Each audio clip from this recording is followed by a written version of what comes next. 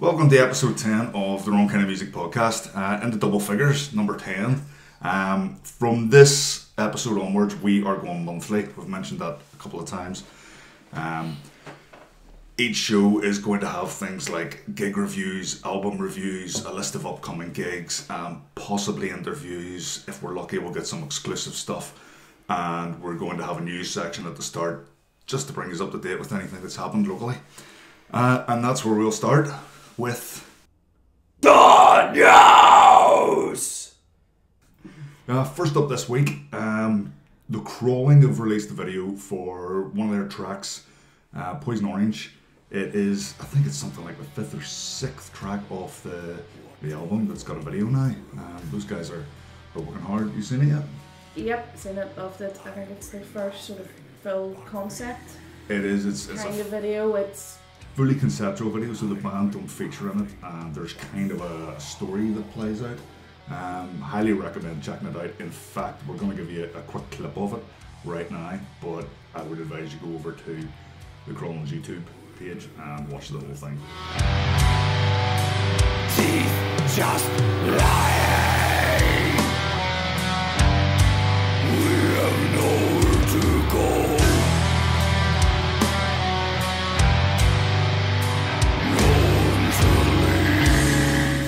Also in the news this week, Scimitar have released a 3-track, I don't know if it's a single or EP, but it's 3 tracks. Again, it's up on YouTube. They've moved slightly away from thrash. It's still heavily thrash, but there's like a little bit of black metal and stuff in there. blast beats. Yeah, loads of blast beats. Ryan's drumming on it is exceptional, as always. Highly recommend checking that out. If you're a fan of Scimitar, get on there. Definitely listen to those tunes. A couple more releases to mention. Jordy Thompson is slowly becoming one of the hardest working guys in Belfast. I've lost count of how many bands the guy's got running. Yep. Just all the bands. Yeah. I'm pretty sure he runs this now. He might as well. Yeah.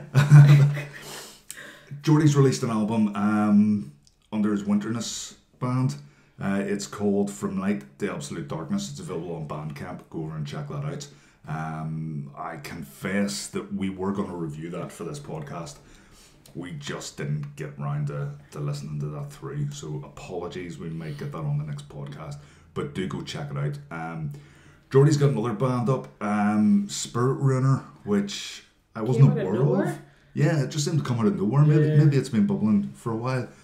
But again, a full album dropped this month, so that means Jordy's dropped 2 full albums in a single month. I did listen to Spirit Ruiner album. I forget the name of it. I can't remember the name of it and I haven't got it here.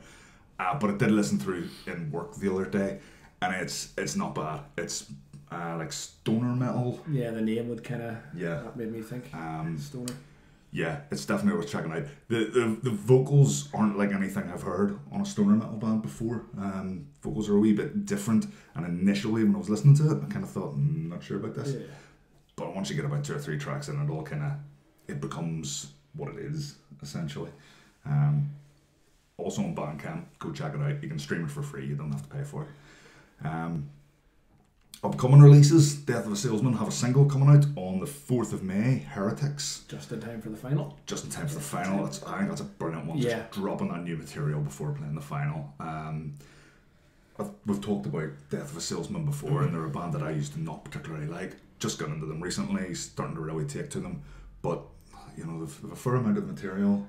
Yeah. I don't know it, so it's kind of like a good jumping in point, I think, you know? When you get into a band and then they release new material, you can kind of go, right, I'm starting from here. So I'm looking forward to that one coming out. It's out in a few days, this week. And then some, I was going to say sad news, but that makes it sound a bit worse than it really is. But one day this week, 2 bands lost their vocalist. Acid Age have parted ways with Eddie, whose surname I forget right now. Eddie Cross, yes. It's all mutual. No one's fallen out, so far as I know. I think it's just different direction, you know. From what I've heard, he wanted to go one way, the band are trying to go another way, and it's just one of those. Yeah, it's Hopefully he didn't get the boot after you slagging off his vocals. Hopefully. I doubt they listen to me. No one does, Liam. No, that's no true. one does. They'd be mad too. Yep. Don't listen to us. Yes, and the other band that lost their vocalist was, I'm a wee bit gutted about this one myself, Congenital Abnormalities. Again, one of Geordie's bands. They parted way, and it's different directions that we're wanting to go. Different directions, yeah. And I'm a wee bit gutted about that one because they're pretty much the only slam band in Belfast. And having seen them at 18 years of Distortion Project, which we will talk about in a bit, I really, really liked them. I thought they were so good live, and I love that style of vocal, that the snorts and gurgles and the brie and the inhale screams and all that. I absolutely love it. So I hope they get a new vocalist. If you are a vocalist, or maybe you're not, but you've kind of thought to yourself, I'd like to give it a go, get in contact with one of those bands. Sure, we'll maybe put links underneath the video for each of their Facebook pages or something. Well, we say that every time, and I never do. Because yes, Liam says we, but really it's all. Yeah, give it a go. I mean, I've talked about it before. I done an audition for By Any Means one time, which, even though I didn't get into By Any Means, it led to doing other things with other people in other bands. It's one of the best things you can do, being in a band. It's so much fun. I miss it so much. Yeah. Couple of bands going on tour and getting some good gigs. Draconis have announced that they're playing Hammerfest 2019. Yes. And they're pretty far up the lineup by the looks of it. They are. Yeah. That's a blinder. I mean, absolute blinder. Whenever the only other local band I think that we've seen at Hammerfest, because we don't go anymore, but we went like 5 years in a row, were Senescence, and they opened the second stage, and that's no bad thing. Yep. That's where you would kind of expect one of our local bands to be. For Draconis to be that far up on the Hammerfest bill, and I think it's the main stage. Waylander there as well. Which, I mean, I'm guessing that's how Saul's got the contacts, because he has played the festival before. But Waylander, other local bands over at that as well, I think. Well, Deadly will play this year, and someone told me that they've been invited back again. I think the Slug are playing. 10 Ton Slug? Yes, they are. They were one of the first ones announced. Actually, you're right. And then Draconis are also going to be playing Manchester Deathfest, which is, I had a look at the flyer, and basically it's just a load of squiggles on a page, so I don't know who else is playing that. Typical Deathfest flyer. Another band going on tour, our own Stranglewire, who, I mean, I haven't heard anyone say a bad word about Stranglewire. They are well loved within this circle. They had already announced that they were going to play Las Vegas Deathfest, following Slowmatics, who played it the year before. But rather than just go over to Las Vegas and play one gig and come home, they seem to have put together a little mini tour, so they've got 6 other gigs culminating in that Deathfest show. So fair play to them. Well, that's how you do it. I think that is excellent. They're guys that obviously know how to do this. They know how to put on a tour. They know how to make contacts. They know how to book things. Well, again, for the younger bands and stuff, pay attention to what Stranglewire and the Crawling are doing and how they are marketing themselves and pushing themselves. That's how you do it. We keep saying that. Yeah, I think Death of a Salesman have obviously paid attention in the way they're approaching this Metal to the Masses final. So absolutely. And one last little bit of news. We just want to congratulate Kerry Clark of Exposing Shadows Photography. She is now the appointed resident photographer at the Distortion Project gigs. Kerry's work's fantastic. Yeah, she's one of the few sort of local. Everyone looks up to her, and obviously she's got that link with the Crawling. There's a similar work ethic there. Yeah, she's so reliable. I mean, she's at all the gigs. Her photos are usually some of the first ones up. Oh, they're almost always the first ones, and she doesn't suck. She just doesn't know how to take a bad photo. You know, it's kind of a bit annoying. Lovely as well. It's like, that makes it even worse. It's like, oh, damn it! Stop being perfect. There's gigs I'll go to, and I'll take like 300 photos, and it'll be about a week later that they're getting uploaded. And at that stage, no one cares because everyone else has got their photos up. Plus, she would do a lot of the videos and stuff for the Crawling, so it's hard working. So much it just shows that hard work, if you push yourself, it pays off, and you'll get places, and people will recognise what you're doing. Well, talent is one thing, but you've got to mix that with the work ethic, like you said. You can't just sit in your ass and wait for stuff to happen.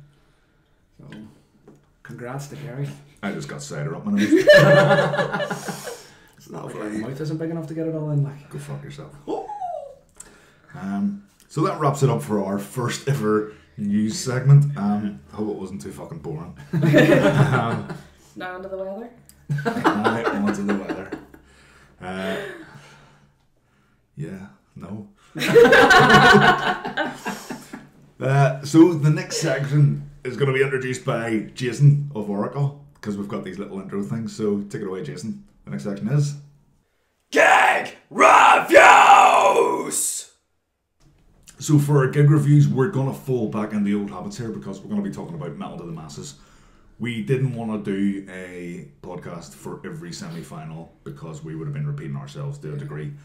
So what we're going to do now is have a quick run through each of the 3 semi-finals, talk about how we think each band, I think we'll focus on is how each band compared between their heat and their semi-final. So heat 1, first band on that night were Rule of 6. Claire, what do you reckon?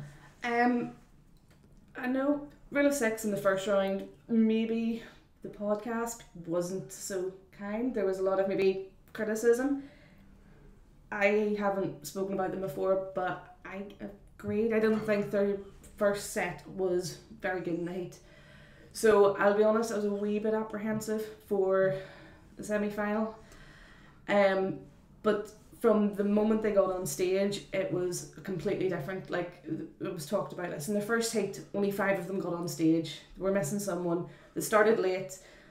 Their first song has this like big long intro and everyone was kind of standing around awkward, and it was a wee bit... It was a completely different band got up on stage. They got up, they knew what they were doing, and they all started and had their backs to the crowd, and then as the intro kicked in, and then they slowly turned around one by one, and it was really cheesy. But it worked. Yeah. And it was just, for that kind of band, it worked. And so the big intro, it's like so Iron Maiden-y. I mean, it's very, very clear where they're getting their influences from. Mm-hmm. And I was a bit worried the vocals weren't great last time, but I don't know whether it was nerves in the first heat because is it Dave? Yes, it is. Dave, his vocals, they came in and they were so much more controlled, and they were controlled, and it worked. And I agree with you in the intro, because the first time they all stood there looking at the crowd looking awkward. Yeah. The second time they had their backs, and then they turned, and it felt more confident. Yeah. There was bass issues the first time. There was a terrible sound in the bass. That was gone, so that was another improvement. And I think then as the set went on, I think what they maybe need to do is, I've heard people refer to them as novelty band. I'm not sure if that's fair, but I think maybe that's possibly what they maybe need to embrace a bit more. They've got their lightsaber mic stand. They've got now their the wee introduction where they turn around and stuff. And then, I mean, one of the things that has been discussed at length is, do they need that many guitars? And they turn that on their head by then going, what do we need? We need more guitar. And they pulled out that double-headed guitar, and I mean, I was just in stitches. I mean, it was brilliant. It was brilliant. And the fact that the benefit of having a lefty, the 2 of them playing on... Yeah. Embrace the silliness, and I think that'll work for them. Maybe stop trying to be a serious... I totally get what you mean. It's like, it's more, whenever I interviewed Mark talked about them and considered them a novelty band. I don't think there's enough tricks or theming or anything like that in there for it really to be a novelty band. Yeah, he's got a nice lightsaber. They have some Star Wars quotes during the intro, but only one of the songs, to the best of my knowledge anyway, is about Star Wars. It's like you have a band that could be a themed novelty band, but they're kind of holding back. I'd like to see them just go headlong into that. Everyone come on stage. There's nothing wrong with cheesiness and being fun. Dress up as stormtroopers and Jedis and go all out and Be a Star Wars band or that's something. probably a good way of going about it. I think that's also maybe due to the fact that, and yeah, I'm going to be the one voice of dissension. Shocker. I think that people sort of saying, oh, they should embrace that novelty thing. I think it's because their songs just aren't strong enough for me. Yeah. To be a serious contender in among some of the local stuff we've got. Absolutely. Like, Dave's vocals, just for that kind of music, it needs to have somebody with a really operatic, sort of proper metal voice. Yeah. I think they did start going towards the end. I mean, they started off all controlled, and as the set went on and they was getting tired, they did start going again a bit. But for me, they just, they're not my thing. Yes, they were better than their heat. There's no doubt about that, but it just doesn't work for me. And the two double neck guitar thing was pretty cool, but like I said, I think if you're going to start doing gimmicks, you need to embrace that fully, because otherwise then if you're just throwing wee bits in like that there, it's kind of like it's the wrong side of cheesy for me, like I said, everybody does love a bit of cheese, but you've got to, if you're going to do it, go headlong like you said. The one bit that did annoy me slightly was the exact same banter in the two hits. I mean, I get it when there's bands on tour, like I've seen Scotty and Anthrax doing it, and it's like word perfect. Oh, yeah, if you're but playing in different something like cities, this, where it's only a couple of weeks apart, when you're playing the exact same venue to pretty much the exact same people, making this like we've been rule of six and you're an audience. That joke was made, and is that a joke though, or is that like a tagline for want of a better phrase? Yeah, it's like I said, if you're on tour and you're touring at different cities, you can do that because the people you're playing to haven't heard that. But like you said, they're playing to pretty much the same people, so you kind of you do have to mix it up a wee bit. Okay. So next up was Victim Royal. I thought Victim Royal started strong. Yeah. They started off sounding heavier than they did previous time. Yeah, there was a sludginess to them. I think. That song that I love by them, I've mentioned this every time I talk about them, Smoke Break. They actually started with Smoke Break now. I'm not sure how I feel about that, because yes, it gives you that strong bang, you're on stage and you're playing that song and everyone's on your side. But if you're a band with one, I don't know if this is fair to say that one big song, because it's me that likes that song. No, it's for me it's the only sort of big kind of catchy song. Yes, like, having listened to all their other stuff, there's nothing that jumps out anywhere near as much as that. Definitely. So So when you come on stage and you start with that, it leaves anyone in my situation anyway with nothing really to look forward to for the rest of the set. I think it's also for the neutral people that haven't really heard them. That song does stand out. It does, definitely. You've got to have something like that to bring people in, but then you also need to have something somewhere in the middle and then something somewhere at the end as well. The payoff that we keep talking about. I thought the drummer was going to just destroy that drum kit. Yeah. That drum kit just looked, it was like it had killed his puppy or something. The punishment he was given it, which was brilliant. The big talking point that we have to mention though for Victim Royal was their technical difficulties. Yeah. They had to say RIP to one of their guitars mid-set, and they've deflated. It wasn't just a stumble, it was a bad stumble. It wasn't a stumble, it was an absolute shit the dead moment. The singer actually turned around and said, "Can you talk amongst yourselves for a minute?" And it's like, Thing is, they've got 3 guitarists. If one of the guitars shits the bed, throw it down, walk off, find another guitar. To be fair, you should have 2 guitars with you anyway. We've talked about this, and we won't hang on this for too long, but I will say, if you have a gig with 4 bands and every single guitarist brings 2 guitars, that is a logistical fucking nightmare. But it means I went to book a band. I went to book a gig one time in Voodoo, and I said I was going to put 5 bands on, and they just told me straight up, "No, you're not. You're putting on 4 bands because you just can't have that much equipment." The thing is, so everyone doubling up on their amount of equipment to me is just not really realistic.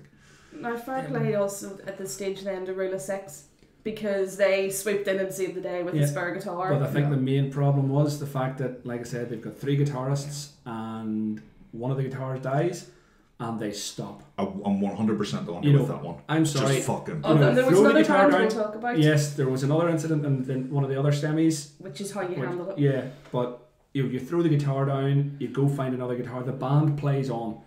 Even if you've only got 2 guitarists, you'd still be able to play. But the fact that they, that just showed how young and kind of naive they are about the whole thing. They panicked, and I think naive is harsh.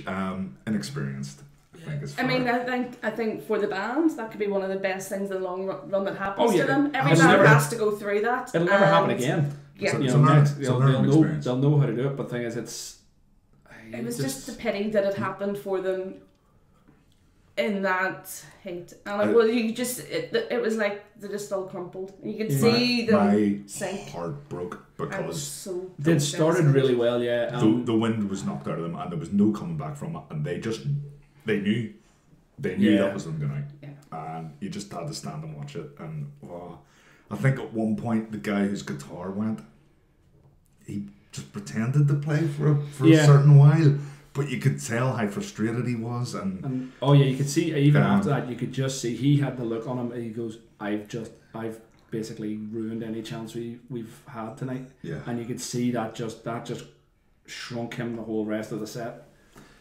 What you were saying there about Rule of 6 coming in and handing up a guitar, to me that is, at a normal gig, yes, that's a gentlemanly thing to do, but when you're competing with people, Yeah. I'm sure there are the odd band that would just kind of sit back and go, Fuck you. Yeah. you fucked up, you're right now.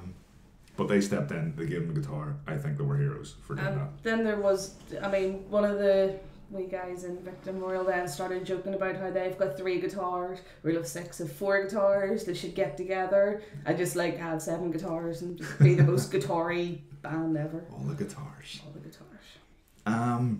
Death of a Salesman up next. I think it was Kilos, no? No. Death of a whoops. Salesman Come on, next. do your homework. Sorry. Amateur. Them, what do you reckon of Death of a Salesman in their semi? These guys seem to just be getting better. For me, they seem to be just getting into it now, and they're like, right, we know what we're doing. And I thought they blew me away that night.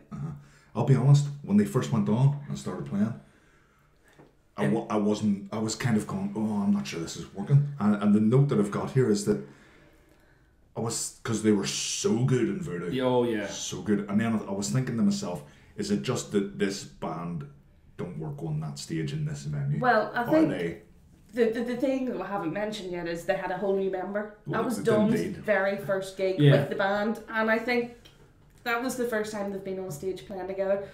Dom was so nervous beforehand, and Which is weird considering It's Dom. he's been Yeah. around for so long, and he's great. he didn't want to let the band down.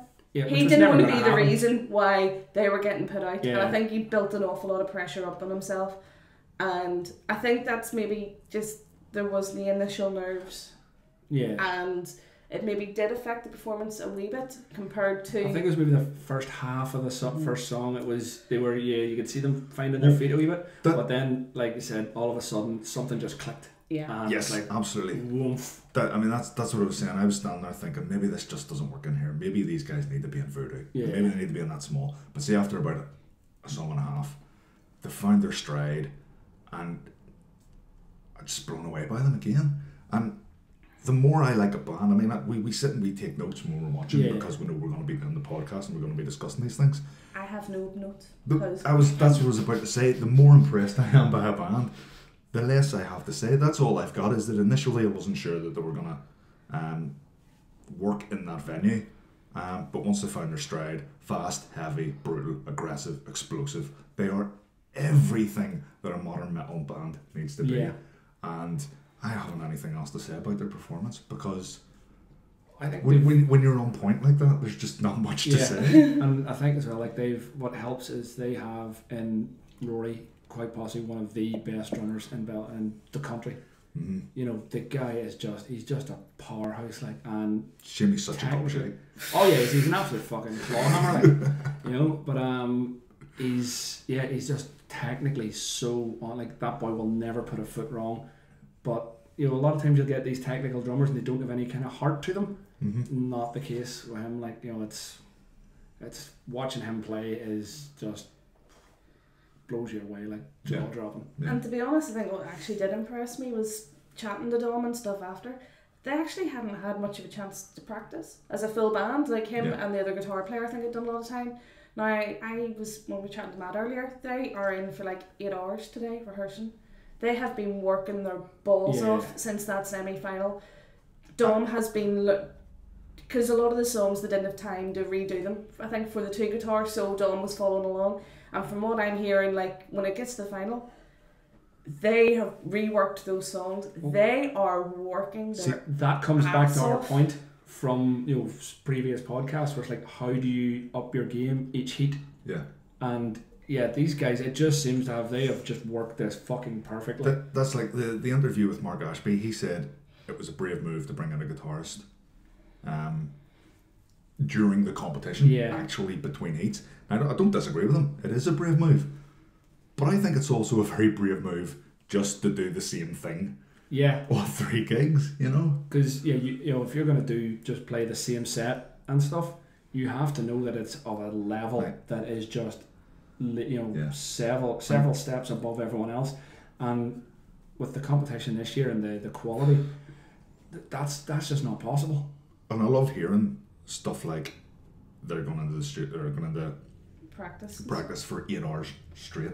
Jesus. I love hearing that because I keep hearing time and time again, we only entered because it gets us gigs. Yeah. And I'm hearing it from bands that we don't want to be hearing it from. Yeah, bands that should be saying, we entered this because we want to go to Bloodstock. Yeah. We entered this because we reckon we can win. I think the other side of that is, though, I think a lot of bands say that and they don't mean it. I think a lot of bands don't want to come across as cocky, going, we've entered this and we want to win it, we're going to win it. It's a battle of the bands. We want you to come out and say, yeah, we think we're going to win this. Not, if you want to phrase it like that, like, we think we're going to win. It's not like everyone's shite, we're better than them. Or even we're hoping to win this. It's like we're in this to win it. Yeah, not it's just a bit of a laugh and we just want to play a couple of gigs. Maybe some bands, like, we'll talk about Surf Green later on. Obviously those guys know that they were up against it. I think they've come out of, smelling of roses a wee bit, but we'll get to that. But yeah, some of these other bands that this should be their main focus, and they're just giving us the whole, it was just for a laugh. I was like, I'm starting to not want you to win now. It's disheartening, especially whenever, all we're doing is talking about it. We're just going to the gigs and then talking about it on a YouTube channel. And I feel so committed to this competition despite having virtually nothing to do with it. Yeah. So to hear guys that are in it and have got to the final and are saying, we just entered to get gigs, it's just like, do you know what's the other side of that coin? Bands, some of the younger bands who have come in, who know they don't have a hope in hell of winning, really, but at the same time, they're coming in to learn. Well, they're coming, and that I think. I get that for the smaller bands. Victim Royal, I think, are a perfect case of that because give them, by next year, once they've found their own identity and kind of stripped away some of the fat, they could be, they've got potential to actually start worrying people if they continue. But I'm specifically talking about finals that have got this far, and I don't want to hang on it for too long. Like, on a slight different point, I think any band that walks away from this who maybe doesn't win it and goes, well, that was a complete waste of time, aren't doing it right. Because even speaking to the more, like Saul was saying the year that the TWKOM entered, they learnt the lesson of going, oh wait, hang on, these other bands, they're structuring their sets in a much better way than we're doing it. And they have taken that and they applied that. Every band in that competition should be looking at what everyone else is doing and going, they do that better than us. We can go and we can do that. I think they should all maybe start contacting each other and talking to each other and just going, especially somebody looks at the likes of, say, the Crawling and Stranglewire and how they're going, just going, I guess, what do you, how did you go about this? What is that? And take those bits of advice, learn from people because they're there, they've been through this. Like you say, you've got Overoff that went on, the Crawling, all these other bands that have played. Learn from them, talk to them. Yeah. So that's our thoughts on Death of Susan. Yeah. Sorry, got fucking awesome. Distracted. And then last up in the first semi-final was Kidos. And I'll say the same about my notes again. When a band come out and just do everything right, I end up with very little notes. Was that the first time they had The scrims. Scrims? Yes, it was. So again, that was a little element of up in your game and giving your stage show a bit more presentation, something a bit more visual. So I think that's another sort of gripe, well, probably the only gripe people really have about Kitos is on stage there's not an awful lot of movement bar Pete. You know, yeah, I would agree with that. He's moving about and stuff, the rest of the guys are pretty static, and obviously you can't really, if that's not who you are, then you can't really force that, because we've seen bands, you know, in some of the earlier heats that, you know, were clearly trying too hard. Oh, yeah. And it cringy. just it doesn't work. But if your guys aren't gonna move that much, then having something visual. I wonder, is it it's gonna sound real dicky, but It's because you're a dick. yeah. There's no long hair in Kitos. And having long hair lends Like itself Dom. to headbanging. just Yeah. there's just this So if whirlwind you of haven't got the long Aiden hair as well with Yeah. Death of a Salesman. Yeah, that's So a if you very haven't got good the long point. hair, so you're less likely to headbang, which means there's, I mean, that's our, or even if you are nodding. Even from It a doesn't look photographer's like you're point of doing view, much. with guys with long hair, they don't need to do much, and you've got that action. Yeah. And yeah, that's a pretty good I know point. it's cringy to say it, but headbang is like, it's our dance. Yeah. That's a horrible way to put So it. what you're saying is But- Kitos need to get extensions. Oh yes. Everyone Oh. at Kios. Jesus Christ, the advice we sometimes give. Everyone, if you want to go to Bloodstock, you all have to get Hair extensions. extensions, yep. Fucking hell. Yeah, this is why we don't Yes, listen and to this. honestly, not much more to say about Kitos. Yeah, they were just great. they came out, they played their set brilliantly, they played with confidence. Pete's great to watch, great to Yeah. listen to. I think his vocals that night were better than the Heat, Yes, because with the Heat, I remember the clean stuff was a bit sort of all over the place, less control. but there was a lot more control with this one. Uh-huh. You know, Okay, so that was semi-final 1. you might want to tell people who went through. And the people that went through on that was Death of a Salesman and Kitos, but I would be strongly under the impression that you know that by now. Yeah. I think If you that don't- the gig was a very much a gig of two halves. It was. It was It's like all of them, you know, before it you look at it on paper and you just go, well, that's obvious who's going through. I always get the fear. I always do. there was a lot of anxiousness, and James Yeah. deliberately played on that. He's He's a a wee bit of a dick. he's a prick tease every time he comes out. Like, he does that every time, and you know. So, Heat 2, we had Sky Pilot Lockhorns, Cursed Sun, and Acid Age. Every one of those bands could have been in the final. Now, Sky Pilot I were agree with only there because Full Solution were meant to be playing, but they had a tragedy. Yeah. Yes. So Sky Pilot swapped with them and possibly put themselves out of the competition. But Yeah, it was. oh well, sorry, I'm getting ahead of myself. This was definitely one of the strongest semis. You know. Yeah, we're gonna have to say final, aren't we? Because just keep saying Sammy, it's fine. I agree with you. Before we talk about it, I will confess that I was in a hell of a mood that day, and I don't know Oh, why. you were grumpy, Wayne. He That's was right. not Yeah. happy. Grumpy Wayne was out in full force, and Feels I like a think- slapped arse. I don't Maiden know and Slayer why. could have been on that stage, and I think you still would have been standing going, oh, it's alright. Yep. So if my comments here are overly harsh, it may be because I was just in bad form that day. Well, we'll start with Sky Pilot anyway. Yeah. What did you reckon to them in the semi-final? It was, I don't know what it was, but you know, obviously they're not the most energetic of bands, They're not. but there was something a little bit subdued about them. Subdues the exact You word. know, and I'm not sure, maybe it was the circumstances because of why they were there or what was going on.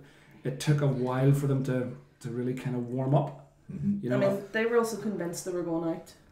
oh yeah, well yeah. But then again, they're always convinced that they're going out of any competition and everybody hates them. So you know, it's pretty much their default Which setting. we don't. We like Yeah. them. And plus that does lead to Dave's quite humorous on stage banter. Like he's, for my money, he's actually probably one of the best frontmen for that.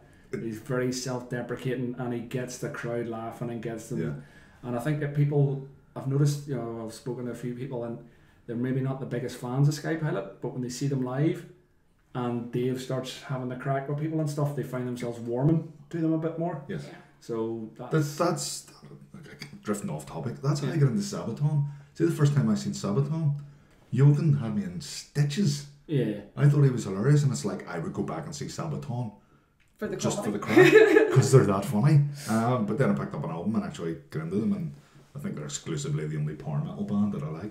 But the thing is with Sky Pilot that day as well, like they eventually did find their groove, and I don't think there's any band in Belfast that has the swing that they have.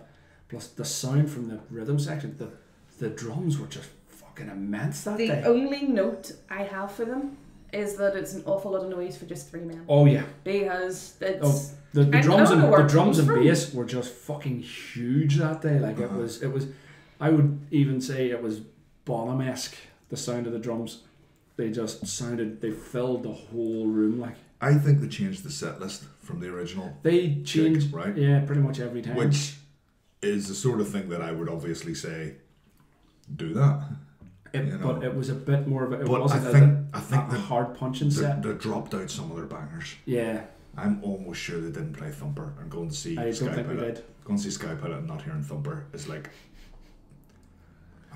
It's They like did play Letters to Jemima, which is one of my favourite songs. they also played happy with that. a song by request of Mr. Loveday. Or no, that was a different gig. Ignore that. That is not what happened. That was a different gig. Yeah, and I also thought the vocals were I had loads of problems with the sound that day, but it might have been just Yeah, no, I think the my sound form. that The day vocals was seemed a wee bit low in quite. the mix. It was a bad sound day. I Yeah. actually think all 3 of the semi-finals sound issues cropped up. Yeah, Because that's in my notes for all of them was sound. Now I think the third one was the worst, but we'll get to that. Next band then, Lock Horns, and lots of people have said this, and I know we're all going to say this. Lock Horns were not on form that day. another band that were definitely started off Do below you par. I don't know- think they It's- actually found their usual groove throughout the whole set, unlike Sky Pilot. My theory on this is they had just released a new song, and I think they ended on it. So I think they changed the whole order of their set list. Yeah, And I think it that didn't threw work. them a bit, and I get annoyed when bands have like handwritten set lists and stuff. I think printing out your set list is one of the simplest things just to look professional. They went a step further and had lyrics because they didn't quite Yeah. know them written on a big bit of cardboard. Yeah, so And all I could see that was that on the stage, and it just kind of yeah, it's stuff like that. It's wee small things yeah. like that, but and it may And seem, I it think may it's seem like because we're I being expect gripey. so but- much more for them Yeah. from them. You know, we've said from the start they could win this. Well, Alex is quite possibly one of the best frontmen in this country. Like he's other frontmen like with the likes of Sky Pilot, and we'll talk about Cursed Sun as well, and Acid Age. Their sort of on stage banter is very localized. You know, it's aimed at their mates. Alex is he's a man for all seasons. Like he's got that professional kind of. You can imagine him playing in New York or Budapest or Sydney. He's just got that X factor. Like One of the things I was going to say was there was a point, because I wasn't in great form, I went back and stood at the bar, and I never watch bands from the bar. In fact, it bugs me that so many people stand that far back Yeah. at a gig. It's like, not to sound like a front man, but come forward, come forward. But whenever I went back and stood there, and you could see a bunch of heads at the front, and you could see Lock Horns on stage, and the lights and the sound, they did not look like a local band. no, Looked like a touring band. yeah. There's that's- just that's something one there of the like things about them. Junior But- on one side. That guy's just a riff monster. Like But on that day, they just weren't running at full steam, no, and everyone I know mentioned it. yeah. It wasn't us nitpicking, and it is the only time I've ever seen Lock Horns and walked away going, that wasn't them at their best. 'Cause Yeah. they're always at their best. So odd. Still really good. Yeah, I mean, they it's- were really good. There's no denying that. We're not saying they weren't good that day. They were Yeah. really good, but they can be better. They can Oh be yeah, better. that was One of the things I'll say about their set as well is the way the set flowed. Of all that day, of all the bands that played, their set just flows so well. That contradicts what I In said. terms of yeah. I have to admit, in terms I of don't transition think, I between don't songs think and it's stuff. Oh, transition between Yeah. songs. Yes, I do. Oh, yeah. That's They're most That's professional what that I'm way. talking Like, 'cause about. As much as I love Sky Pilot, they seem to tune up between every song. Yes. But they then have Dave giving it, all that there, and that kind of works. That helps it flow. Other bands, they just don't have that, that flow to them, and it's. That's it. You get bands that play like a set, like Lock Chords, where it all flows in, and then you get the bands that stand up, and it's just a series of tracks, one after another. And you want the set list. You want it to flow and song to song to song, and then a break. And they did play Wendigo, which is like their big tune. They really played that very early. To me, I think that threw me as well, because you're expecting that is their big moment, and I know they just released the other song. Wow, I can't remember what's the name of it. Honestly, can't remember. Shit, we're idiots. Sorry. Okay, but it's a cracking tune. Yeah. But to me, because they released it so recently, it should have been closer to the start of the set. And then you still need to you've got to have your finisher. I'm wondering, are they a wee bit tired of everyone coming down and waiting for Wendigo, so they wanted to they're trying to push that new song and make that. I think it was just that it wasn't. They didn't sort of treat it as a semi-final. They treated it as a promotion for the new song. Yeah, the thing is that they've made a rod for their own back with that, with the fact that they haven't released stuff. Yeah, they've been so slow in getting stuff out, and 2 tracks in a year. Yeah, you can't when the when the sort of the crowd or the audience or whoever latches onto a song, you can't be dismissive of that. You've got to just. Here's a question: is Lockhorns a side project? Because but Reese is an Oracle as well, and Junior's in Storm Zone. Yeah. I know a lot of bands, bands that are pushing themselves and really, really want to go somewhere, and they will have a sort of unwritten rule or a gentleman's agreement that if you're in the band, you're just in that band. Yeah. So I'm wondering, or maybe is that the reason why Lockhorns haven't got that material out, because 2 of the guys are in other bands and that's where the focus is, and there's nothing wrong with that. That's not criticism. I'm just saying that that's potentially what's happening. It's an awkward one, because I would say, as far as Junior goes, I would say go with Lockhorns, because to me there seems I know Storm Zone have they're probably they've got big enough following in Europe and stuff, and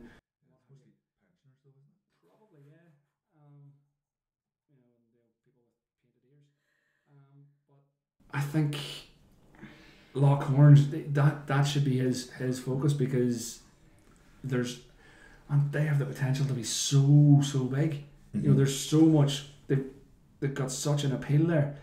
Reese is that's an awkward one, because with both of those bands, they're both sort of I reckon they're kind of 2 sides of the same sort of coin. And don't forget, Reese is also covering drums for Cursed Sun.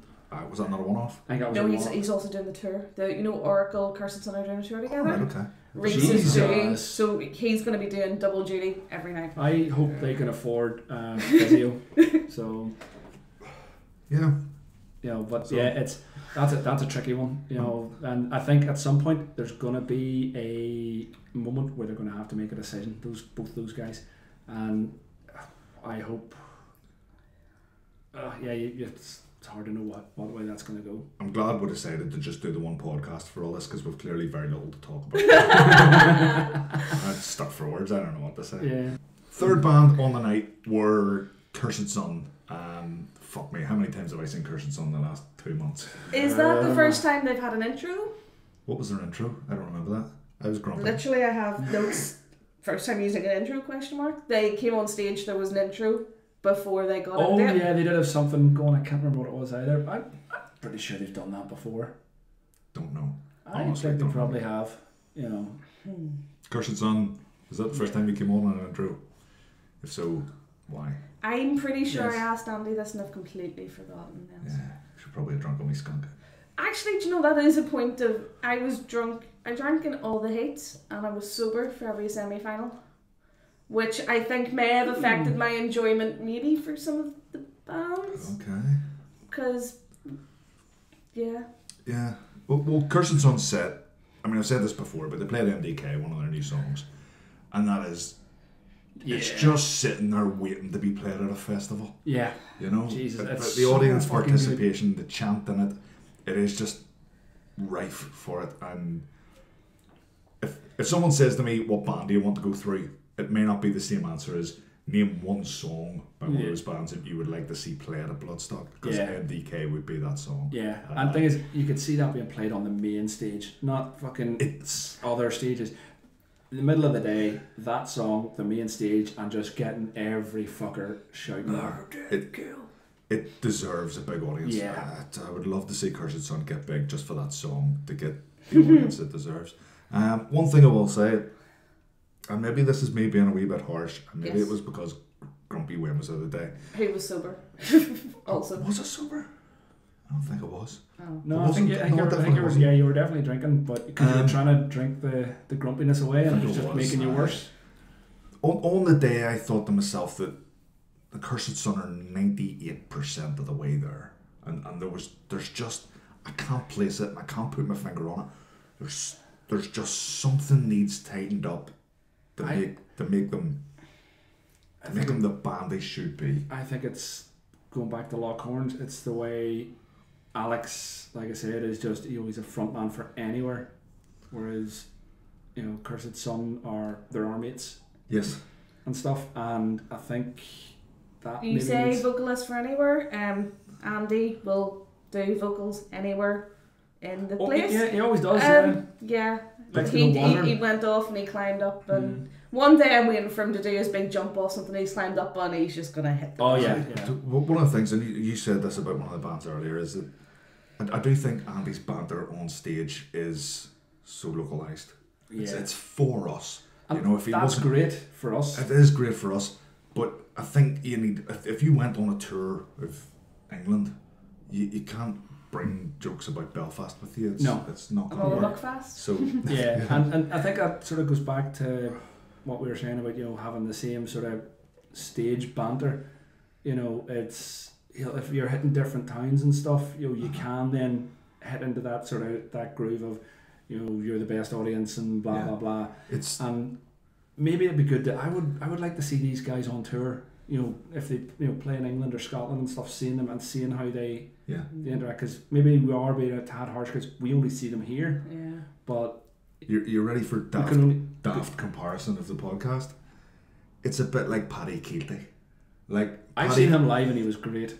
But what I'm saying is Paddy Keelty would have had a very, very Belfast orientated show. Oh yeah. Or Northern Irish orientated show. Yeah, he definitely does. And then whenever he started to get more and more successful and then used to go and tour around the world, he would have had to alter his material. Oh yeah.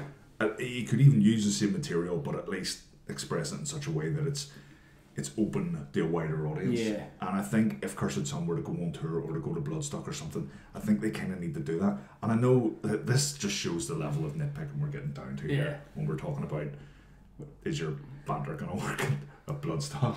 But that's part of what they're being judged on. I think it's part of it. If you're making jokes in front of Simon Hall and he's not going to get them.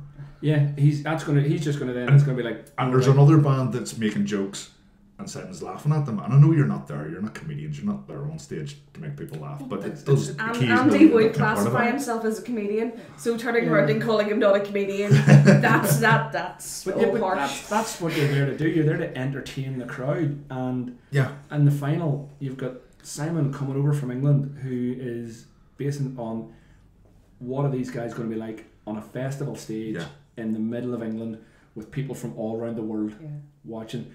And you can't be cracking jokes about Bucky and fucking Spides and whatnot. To be fair, I think Buckfast is kind of a universal thing. Unfortunately, it's starting to get that way. Yeah. One thing I will say, Steve has fitted into that band so well, and we keep saying that. Yeah. That was the most comfortable I've seen them. I don't think he's even reached his. They're still finding their feet with him, and this is the scary thing. See, a year from now, or whatever. Yeah, they're gonna be fucking savage with him, especially when he starts contributing to the songwriting. Him and Kieran just work so well together, and it's and his backing vocals. Whoa. He's still a dick though. Oh yeah, complete cock. Last band on the night were Acid Age, and I thought Grumpy Wayne thought that Acid Age sounded absolutely horrendous in the semi-final. Yeah. And it was so sad to watch. I said this before, whenever we talked about them in Voodoo, you could lock on to any member in that band and pick out what they were playing. Yeah. But it wasn't to the detriment. It was everything was clear, but Yes. it was still a cohesive whole. Yes. But I don't know how much Whole- that's on them and how much was on. Yeah, Well, it They was had the massive sound mix. technical issues right at the start, and that's what we were talking about There was earlier. pops and cracks and all sorts of something Dude's was just, guitar just went shit it itself. But They he didn't just stop. he They fucked kept it going. down, picked up his spare guitar. So despite what Wayne says, bring a second fucking guitar. some people He can't, picked it not up. everyone. Plugged it in, made sure it was tuned, ripped on. The rest of the band didn't even bat an eyelid, and that was a big plus point. I think it was a set of two halves as well. It starts off with their older stuff, and then after about 3 or 4 tracks, they moved into the new stuff, the stuff that they're working on, and that's the stuff that I think just excels. That's the stuff that Anna has got with the fiddle and stuff in, and I think it's a step above. And I don't know if I knew this and forgot, or I didn't know. Their original heat was Anna and Maddie's first full set with the band. Yeah. The semi-final was only their third full set with the band. And I'm sorry, I don't think you would know that. No, well, No, you wouldn't. Anna's just unbelievable. Like musician wise, she can. I'm pretty sure she can play anything. And I mean, they are focusing on the album. This is their focus is on the album, and apparently the stuff they're working on is even better. They're now getting a new vocalist, which is the best time to change your vocalist before you record the album. Yeah. Rather than so many other times it happens, bands record stuff, the vocalist leaves, and And can I just say, if you to any new vocalists, please don't be doing the high pitched anything. If you that's the thing that you'll bring it down a notch or two, be a bit growly, and I think those guys will be. Like you said, the new stuff is such a step above. If they can get in the right kind of vocalist. next year they will be a major threat. Yeah. I think what they're doing is so dependent on having good sound though. Oh yeah. Way well, more. Bar more Curse so- and Some, more so than every other band bands. in that heat had the sound was fucking horrendous. And There was for a acid point. age it really didn't work. There was a point where Jude and Anna were kind of back to back, Yeah. both doing solos, and I was just standing there going, I can't hear fuck. No. I can't pick out anything. It just sounded like a mess. Yeah, it was And just a big sludgy wall of noise. It didn't It didn't work. The other thing, I mean, brave move by Eddie possibly, where he basically got on stage and then necked like a half bottle of whiskey. He doesn't remember finishing the set. No, that's that's a thing. major gripe, I think. Okay, I think I don't know if I'll say about this as a band as a whole or just Eddie, but it seemed like a band that knew they were going out and just went, we're not going to do this heat. Fuck it. Let's just get wrecked. I think they want to focus on the album, and I think going forward as well, like a band, you don't get up on stage absolutely fucking hammered. You know. Well, no, if you want to do that, do that. Right. But I don't think a competition is the right place for it. Yeah, that's what I'm saying. In a competition like this, you've got to be on your fucking game because this is one of the reasons of maybe why they've split company. I Where think maybe the rest of the band are taking it more serious. Speculation. I think that's no, I don't think that in a bad way. I think that's that Eddie is maybe not wanting to take things as seriously. He wants to get up and have a bit of crack and fucking have a few drinks, get up singing with it. What I sing. Although in saying that, squeal and fucking writhe about and just have the crack, enjoy himself. But let's not And forget, these guys Eddie's know the only what one they're- in that band who's done tours of Europe. He has the experience. He's done the European. I mean, Maybe he just he's doesn't want having to a do it. crack. Maybe he just doesn't want to do it anymore. But either way, their sound was fucking horrendous that night. Well, one thing that I want to talk about, and this isn't specifically about Eddie or Acid Age. Generally, drinking on stage. I had a chat about a couple of people about this, and don't think that I'm telling people off and not. If you want to get drunk on stage, get drunk on stage. Fucking none of my business. I'm just expressing an opinion.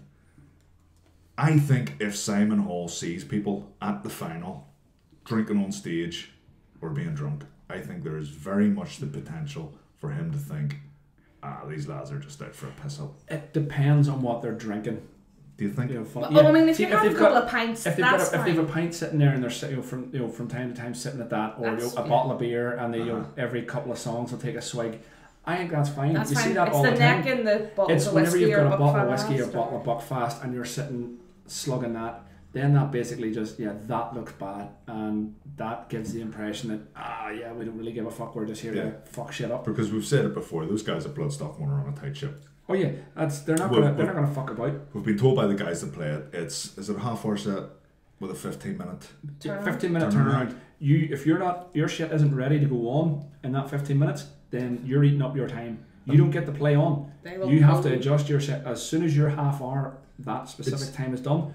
Sound is cut. You're done. It's not just the risk of you might lose 5 minutes off your set. To me, if you're on that New Blood stage, there's a potential for someone to be watching you going, "Fuck, these guys are really good. Let's put them on the Sophie stage next year." Well, the thing is, there's bound to be. I know there. We know there's bound to be people there from record labels and stuff, and there'll be magazines and all like proper people that you want to influence and want to get on your side, and they're going to be there at that New Blood stage. You know it, and if you're up there fucking falling about, acting the ass, then they're going to go, you know what? Yeah, that's a bit of crack, but they're dismissing you straight away. You're not a serious contender. You're not, they're going to go, I had a bit of crack watching them, but they'll switch off, and they won't be then looking at you with a critical eye, going, right, okay, these guys have potential. Can we make something with these guys?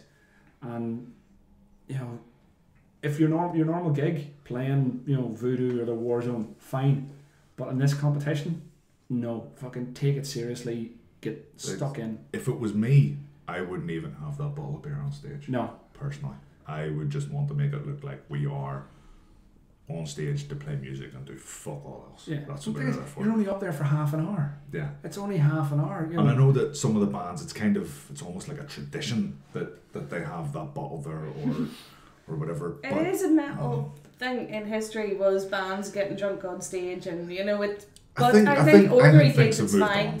But I do think it's a competition, so you need to approach it. I think the old rock and roll thing of getting smashed and being a semi-alcoholic and wrecking hotel rooms, I think especially with Acid Age, obviously those guys come from that whole thrasher background, and if you know anything about Metallica, when they started, they were always fucked up when they were playing.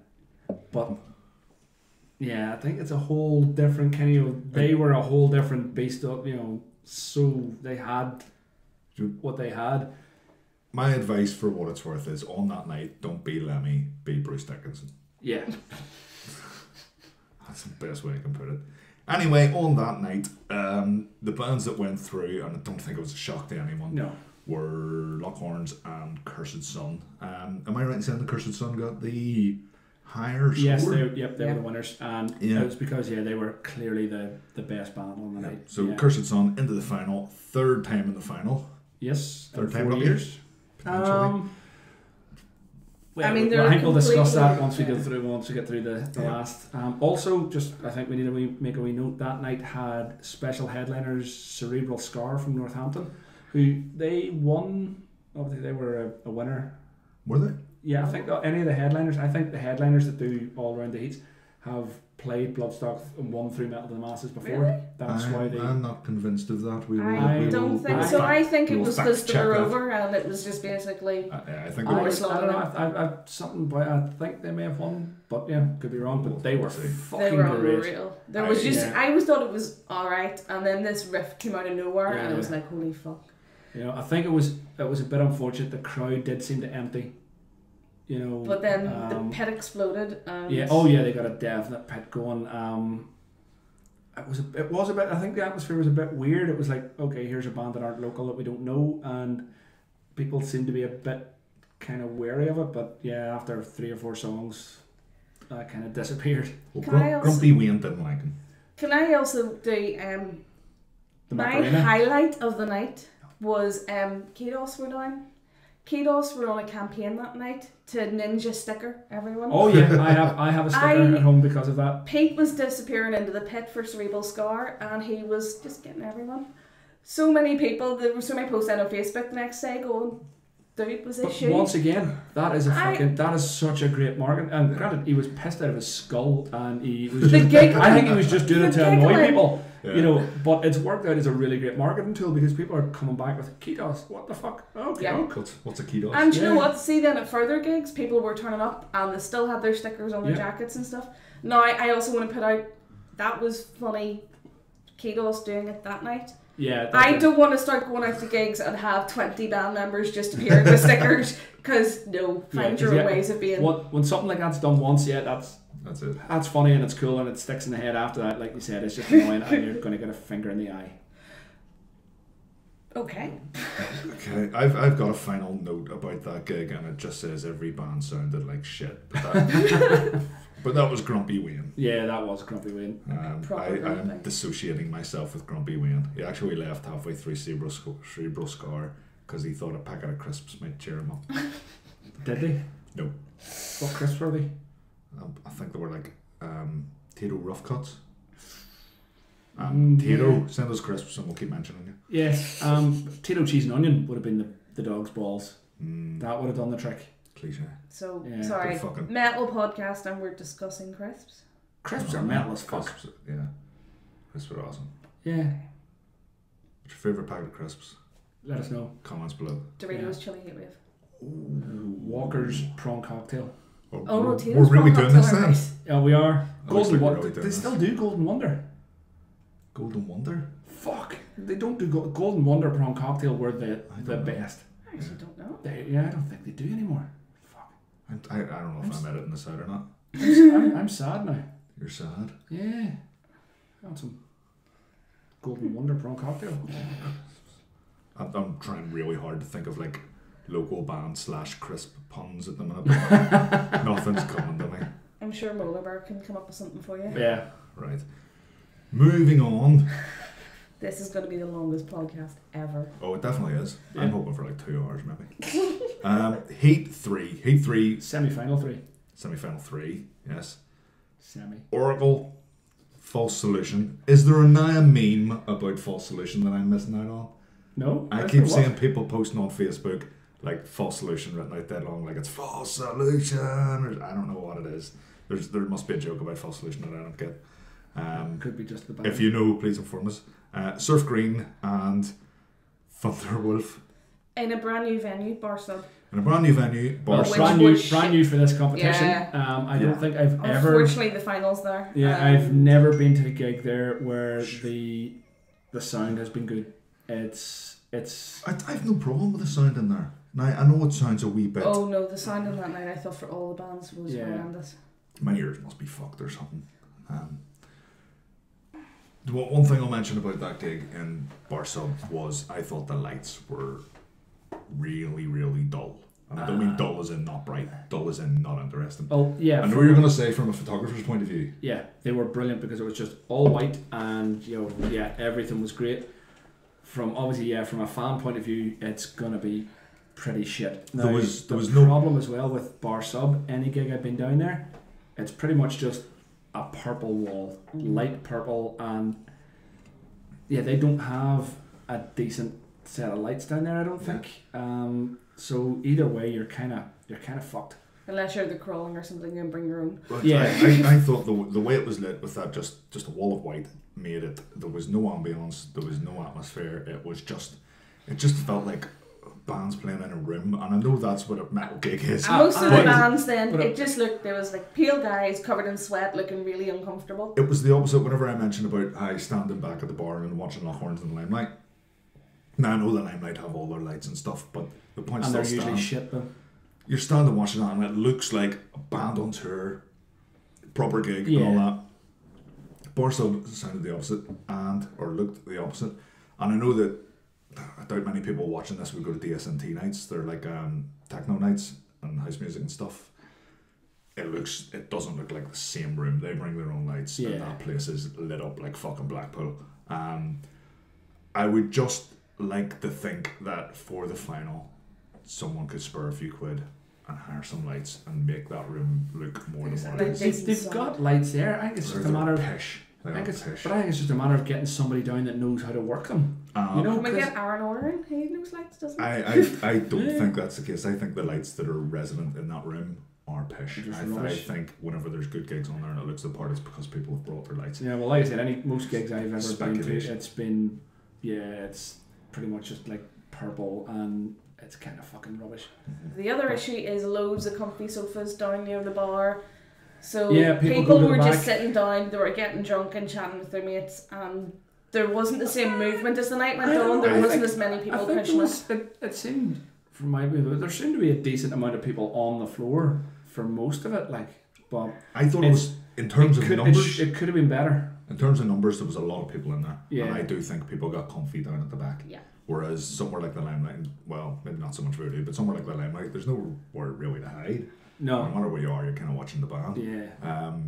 Yeah, I do think for Bar Sub, it had too many areas where people can get comfortable. Now, I know that it was probably there because other venues were booked up and there probably wasn't much of a choice, so it's not a criticism directed at anyone, it's just... So now that we've reviewed the room...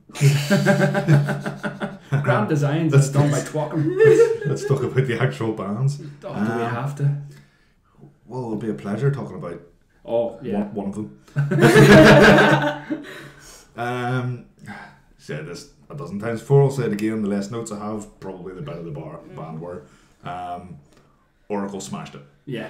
Simple as that. Oracle smashed it. It was great seeing Jason have a bit more stage room. I thought there was Not a bit more enough for him space. though, because he fell off. He did. He fell off, and it was fucking hilarious. It and was. everyone in the band thought it was. But to be hilarious. fair, But he fucking- handled like worked pro. it. He worked it well. Yes. Like, He didn't rescued miss that it shit. out. No. The thing with Jason, when you look at it, right, he doesn't do an awful lot. He just walks from side to side. Uh-huh. But He there's tried an something different, intensity. and Yes. There's an backfired. intensity about him, and it's like that walk. It's like there's a therapy song, Polar Bear, which if you haven't listened to it, it's one of the creepiest, just most kind of just agitated songs, and that is what he reminds me of. It's like he's just caged, and he's fucking just walking along and just eyeing everyone up, going, "I'm gonna fucking have you." Uh-huh. And yeah, he was so good that night. I thought they were fantastic, and you know what, I'm going to say, we talked about the sound. I do think the sound was good that night, and the reason I'll say that is because there's that wee bit, whenever we reviewed the Oracle EP, The bass thing. there's that twangy bass sound that the Chief gets, and it's not there the whole time, it's just there at a very specific part, and I picked that out no bother that night. Yeah. That came I right think from- I don't think Oracle I've ever actually really- sounded Did okay. I mean, there was sound issues. I don't think Oracle had them. I thought they sounded, Yeah. which was then what was surprising coming up. I haven't any Which more maybe to say. thinks maybe it wasn't the sound guy's fault. Maybe It's- it was I don't- bands. I don't know. It's you people like us anyway, you can't always tell where the problems of the sound Yeah. are, because it Yeah. could be, there's a lot of layers Where things The- could just go wrong. I think it's- between a guitar and the actual monitor that we Plus hear as well there's a from the lot of sound layers there. check to the actual gig, let's be honest, guitarists have a tendency to just, after they've done their sound check and the sound guy said, no, turn that down, I'll sort this. They're going, no, that's not loud enough, and they fuck with their settings and they turn shit up, and then it comes on the stage time and the sound guy's like, that's not what we fucking had, and he then has to try and fix it. But People that think louder is better, louder is not better. it's not always It's not definitely. good. Anything else to say about Oracle? So we're just. There's no good. point. Just They gosh. were- I mean, not just good. So they But were. Oracle, this is something I was worried about. Oracle over the last, since their first heat to the final, they've played what, 4 or 5 gigs, Yeah. 6 possibly. Yep. In Belfast. Yep. And I thought, right, this could be overkill. They could just be stretching themselves out and sickening people. But every time I've seen them, you're just going, what the fuck? Like, how are they stepping it up every single time? Yeah, I'm not bored of them. No, I'm not no, in any way. Definitely not. And I think as regards the final sort of thing, they're one of those bands that people were like, oh yeah, it's good that they've got there, but they've got a way to go. I think they're fucking stepping themselves right into it. I think some people have underestimated them. But Yeah. we'll get to that kind of later. I may have just spoiler right there, but yeah, but you all know what's happening. So. Then the next band up that night were False Solution, who are, we've talked about them before, they're kind of a rock and roll band. First time we'd seen them. First time we'd seen them, we missed them. They were in Heat 6, we weren't at Heat 6. They dedicated the set to the friend that had passed away. Yeah. So they've just had a really shitty time. That might have affected I saw them This song and was their heat. horrendous. You know, this wasn't the right competition for them.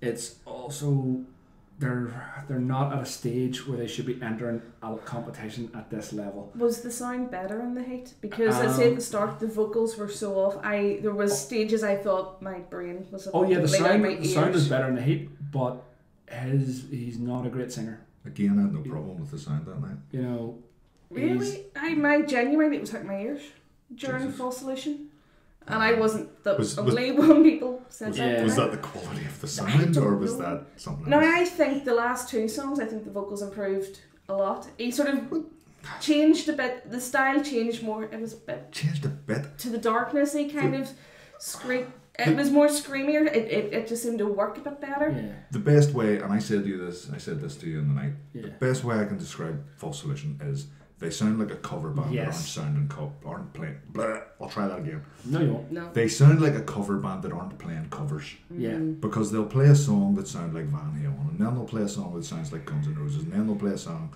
that sounds like Pearl Jam crossed with Alice in Chains. And it's not just the style of music that's changing, it's the vocal style as well. You know, they'll move on. And there was a song sounded like he was singing like Axl Rose, and he didn't. And I was like the 6th or 7th song, and he hadn't sang like Axl Rose before that. It's like, but there's they've got a bass player that just, I don't know what, he's just so out of place. He's the way he's jumping about and stuff. You know, we go back to that whole thing. You know, some people maybe trying too hard and having like a band kind of vibe on stage.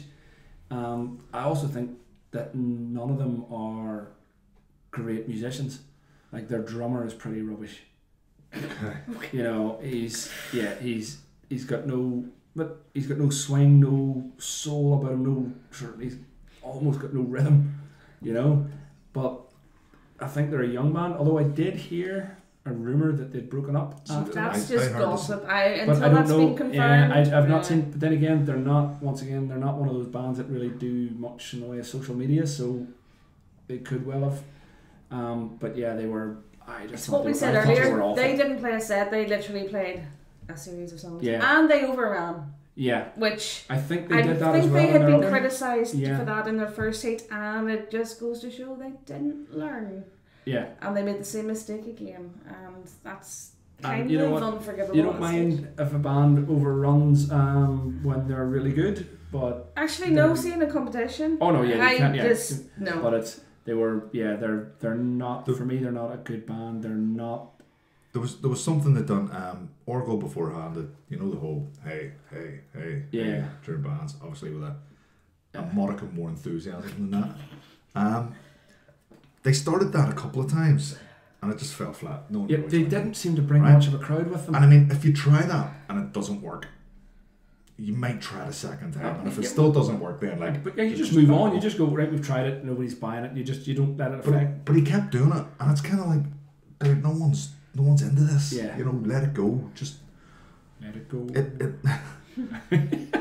I also it becomes difficult to watch. Yeah, it's really it's like watching The Office. It's You're cringing inside, and you're like, oh. Fuck. It's like an inability to read the crowd. It's like, Yeah. if you've got the crowd on your side, yeah, you go for that and you pull that and you get them going and you get them going along with you.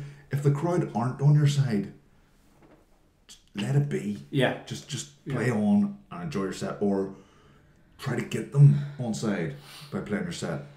Don't keep pushing it. I think that's a mistake. I've seen a lot of bands do that. the other thing they did was at the very end, the guitarist suddenly just did this like he went all like mad and kind of.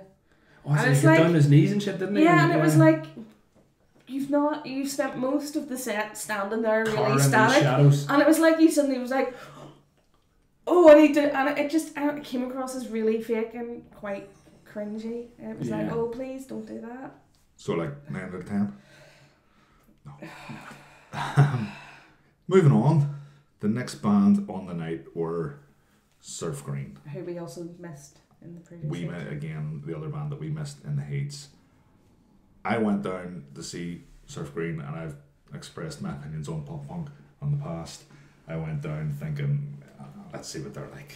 You know, they might be alright. They might be alright. I was blown away by them. My jaw was on the floor watching See, Surf Green. The first 30 seconds, they started, and it was all very kind of what have I expected, the whatever is it, and then the wee bassist, is it Ewan? Who literally, he's tiny, his bass is almost the same size as him. He standed up to the mic, he looked out, and he pulled that wee cheeky grin. Yeah, he has that cheeky grin. And then he let out one of the biggest growls I have ever heard, and my jaw just hit the ground, and it was just like, was not expecting that. See, they're pop punk, but they're not. I think They're no. no. They're pop There's punk. influences in there. They're pop punk in the whole sort of Green Day Insomniac way of it, where it's a bit snottier, it's a bit nastier, and you know there's a darkness to them. Like I wouldn't be their biggest fan, but I can appreciate what they do, and I would say it goes.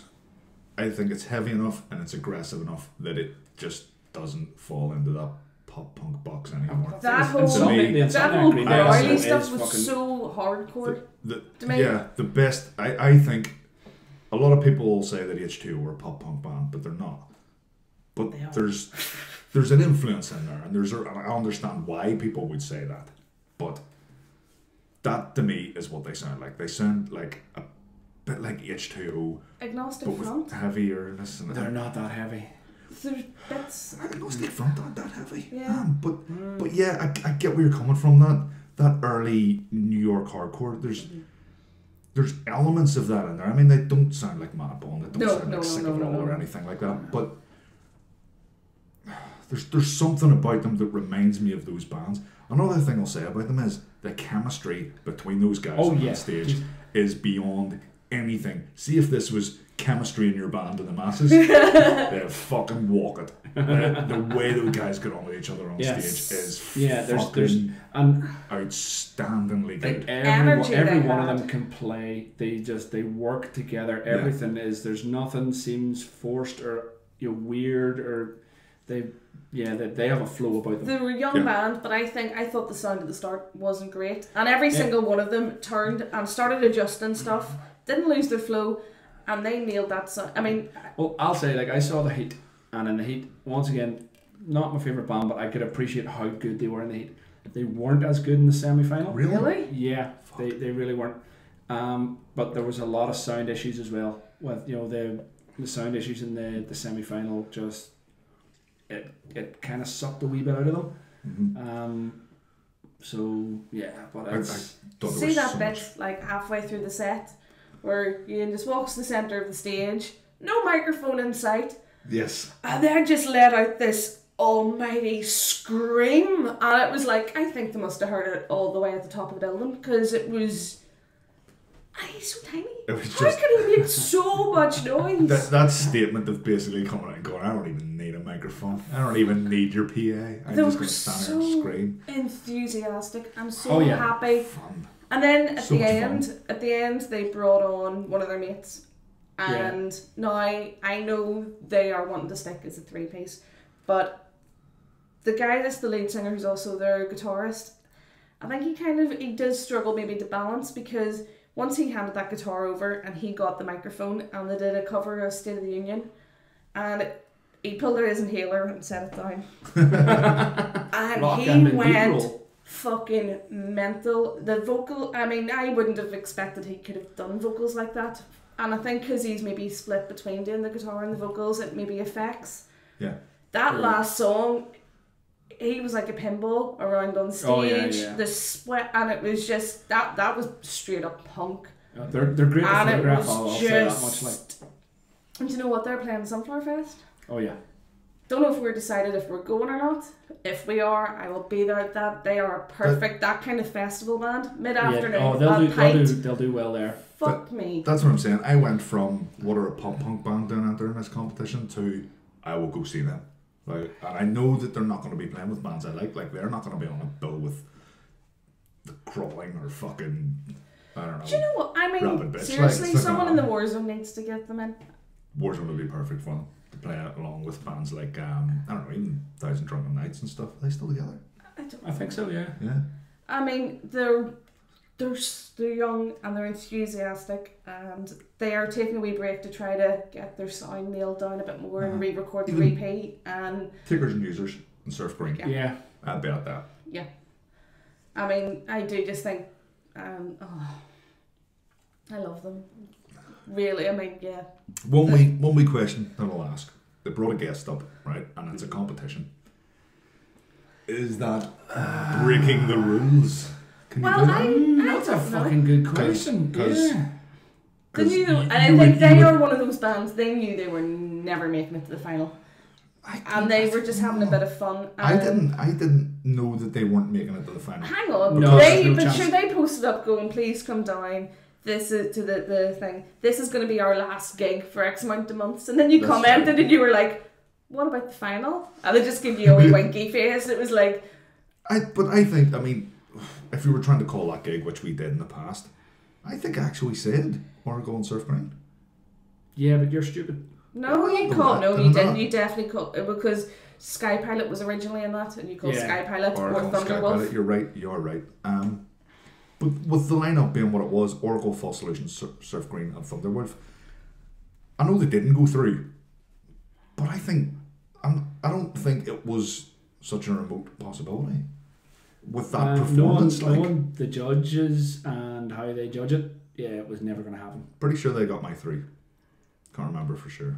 I think you In were fact, I did. debating giving them their 4. I was, because I was just fucking, my jaw was on the floor. I thought they were so fucking good.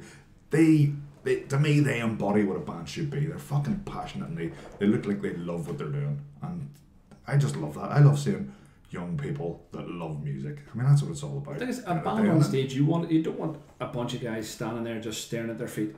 Yeah. Which is kind of what False Solution. Well, yeah. Well, maybe certain bands, like, a band like the Crawling, you don't, the kind of music they play, you're not expecting them to be jumping about and bunny hopping and all that. Andy was Well, even fucking still, nuts. Andy and pointing. Oh yeah, Andy pointy Andy, pointy Andy. But yeah, you're not expecting them to fucking bounce around. Like same with again Draconis. Yeah. There is visual elements to those bands, but it's not the actual band members fucking bouncing about. I think, But it's show business. When you're on stage, you have to put on a show, and but I think one of the things you're saying there though is that a lot of bands have to put on a show, yeah. and I think some bands put on a show, and other bands just get on stage and do what they love doing. Well, I suppose Sky Pilot. They're- Sky Pilot aren't. They're not going nuts because they're like, right, I need to go on stage and go nuts now. They're going nuts because they love what they're doing, and what they're doing naturally makes Yeah, them and go that nuts. that's that yeah, and The whole Surf Anvil Green. comparison again of Yeah. they're a bit shit, but my god, they have fun doing it. Yeah, but like Surf Green are one of those bands like you just know that that's just them. When they play, they're taking over, and you can go watch a band that you're not a fan of musically as such, Yeah. but when they're that sucked into it, and that brings people in. Mm-hmm. Like if I'd be watching them, I would be sucked in. I'd be like, you want to see what's going to happen next, and that translates. It's not always just about the music. If you're when at you go to see a Sunflower band Fest, live. go watch them because Yeah. that is just I would, like I said, not a fan, but I would recommend going to see them because you could end up, most people are going to come out of that going, I can't fuck. wait to see where they go. I Yeah. think they could end up becoming one of my favourite bands. Last band on the night were Thunderwolf. Thunderwolf And Grouchy Wayne appeared again. Grouchy Wayne came back. Yeah. We'll go into. I don't want to lead with why Grouchy Wayne was Grouchy. So, Liam, what did you reckon to Thunderwolf on the night? Again, they were on their heat. They were a complete fucking revelation because we all know the tale. The online EP sucks balls. They came out and just destroyed everybody. Plus, this is the whole I was drunk and they were last out, and Yeah. I got caught up in the enthusiasm, Yeah. possibly. And so this was a big one for me to see how they would actually follow that on. I liked them. I thought they were really good. They weren't as good as they were in the heat. There was, Totally agree with that. they just, and it was also, By my GoPro. it was as well, I think, it wasn't just, I think, the fact that they were an unknown quantity in the heat, and then the semi-final they just didn't live up to that. I just don't think they were firing on all cylinders, but they were, for me it was still a pretty good set. I really, really enjoyed them. Like, one of the things that has been talked about before in the podcast is a band trying to look like a band, and oh yeah, they had that. they started to do. They were all wearing like camo t-shirts, and one of the guitarists was very wearing like Sabaton. Right. was wearing like a flak vest. That didn't stay on very long because, funny enough, that shit gets really hot. Yeah. And then there was one guy had goggles.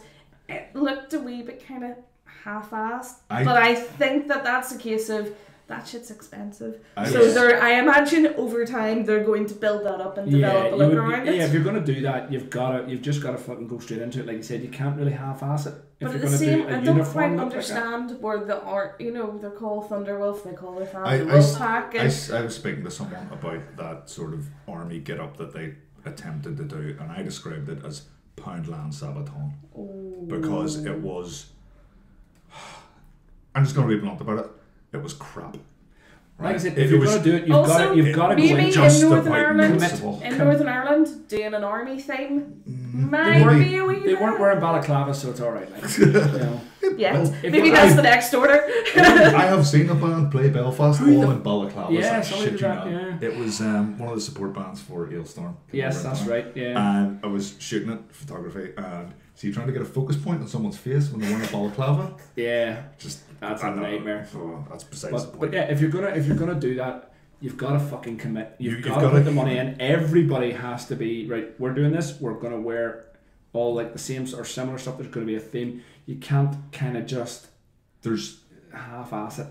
apart from the sort of black and death metal bands that do the corpse paint and all, the only band I can think of from Belfast who have pulled it off were, fuck me, I can't remember what you call it. Wow, that's a really Right. fucking awkward name. It's gonna look good on posters. If you've seen them, you'll know them whenever I describe them, and I'll look it up afterwards and I'll stick something on the screen to say who it was.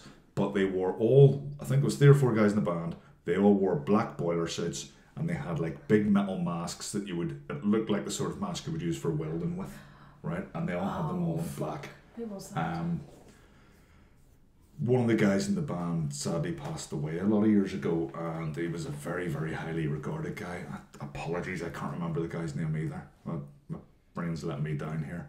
But I will look those up and I'll stick something up on the screen. If you're gonna do it, that's the way to do it.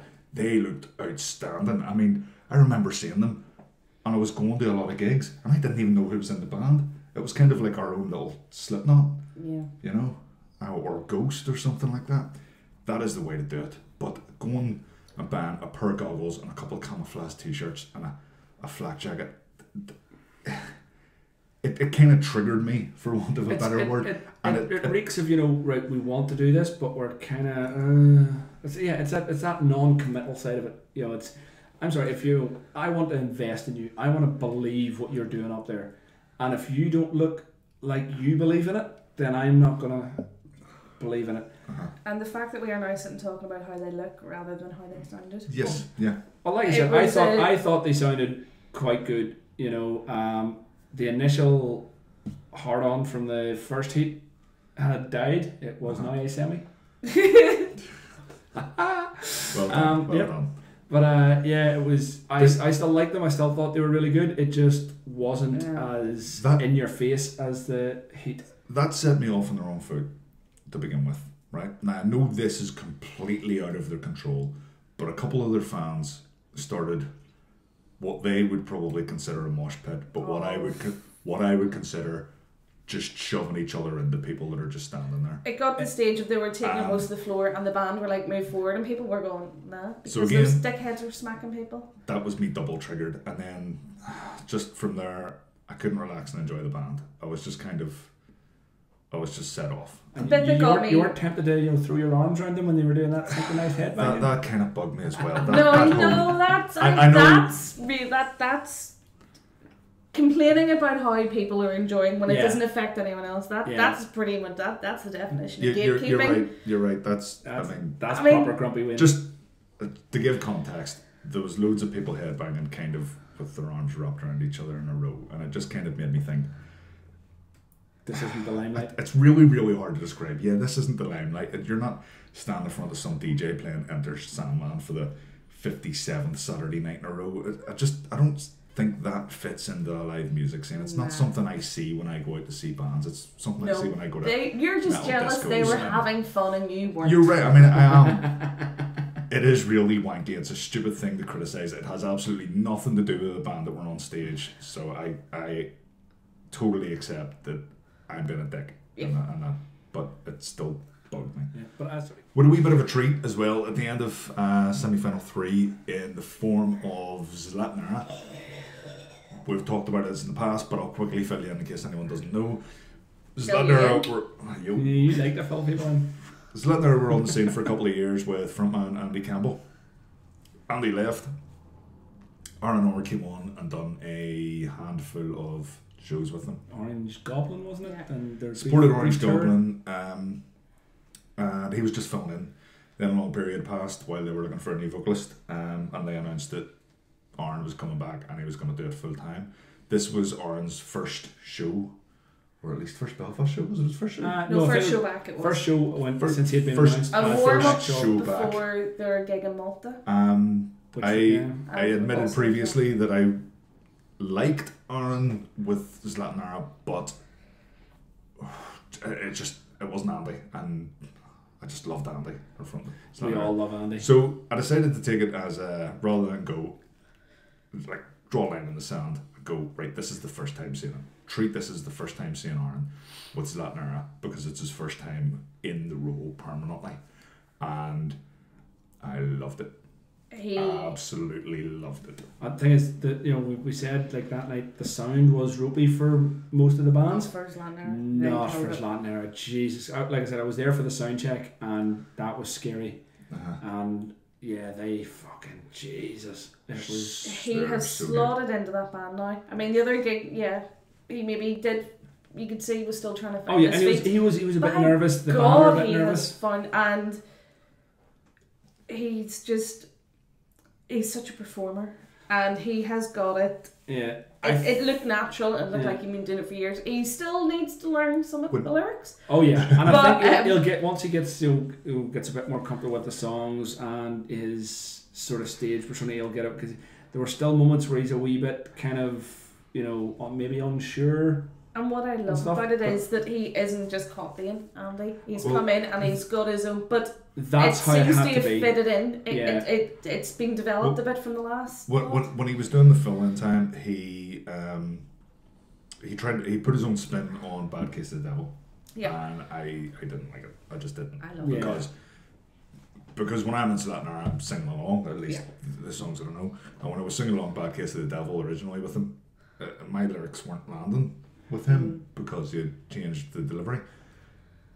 It's closer to the recorded material. It's halfway between. And I think that's one of those songs I where you was kind of way happier have with to that. try and stick as close to the It's original. like imagine you went to see Maiden, I right? prefer- And Bruce started singing Run to the Hills with the vocals landing in different spots. Yeah. And everyone would be like, "Hang on a minute." It's I actually prefer Aaron's take on it because Aaron's take starts off and it sounds like someone who's kind of that it's meant to be about the devil's all like worn out and he's depressed, and he had more of that world weary kind of That's the sound of his voice, yeah. yeah, I get that, but and the it's- delivery it's- and stuff, no, and I it think it's, builds yeah, through the song. The phrasing, and yeah, the phrasing and the delivery it's one of those songs that it kind of has to be specific. The way Andy did it originally, the beats fall where they fall and the vocals fall where they fall, and it works.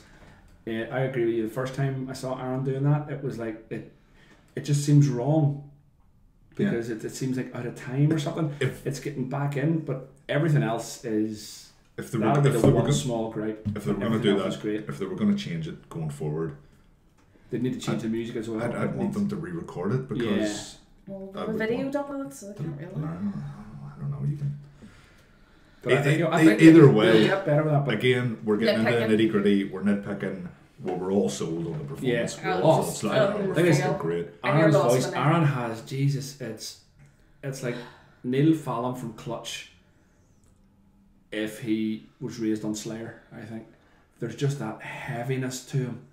There's a fucking heavy evil. Like yes, Andy had an evilness to him, but Andy didn't have that. Like Andy's quite cheeky chappy. yeah, Andy didn't have the demon I can't have you comparing anyone to Neil Fallon. It's just heresy. Triggered again. Yeah. Yeah. But yeah, oh no, it's I think they're only going to do this Malta festival. And then, because we said this before, what they really need to do is they now need to go and record work on new stuff, which they are doing. They do. And bring that out, because that's what's going to do Andy, or not Andy. That's what's going to do Aaron the world of good with that band, because people will then just, if they keep playing gigs, we're just going to keep going. All right, that's how Andy did it, and this is how you're doing it. Yeah. If they just come, take a few months off, work on some new stuff, come back with a whole new set, pretty much have a couple of the old songs in there. Usually that triggers me a wee bit. When bands like Hornets did that, they basically scrapped all the old stuff for the old singer. I know, I appreciate why you did that, and it works. It's like the comparison. I am reasonably confident that whenever, and if someone knows otherwise, correct me. Whenever Bruce Dickinson joined Iron Maiden, he wasn't touring with them until Number of the Beast was out. So you didn't have Bruce Dickinson with Iron Maiden going around just doing songs off Killers and the debut album. Oh no, yeah, they were coming to record Number of the Beast. It was they'd finished touring, and then it was at that point they were like, right, yeah. And it's that sort of thing. Whenever Bruce joined, he could come and go, "This is me," and see these songs. They're my songs. Yeah. And obviously they were still doing stuff off it too.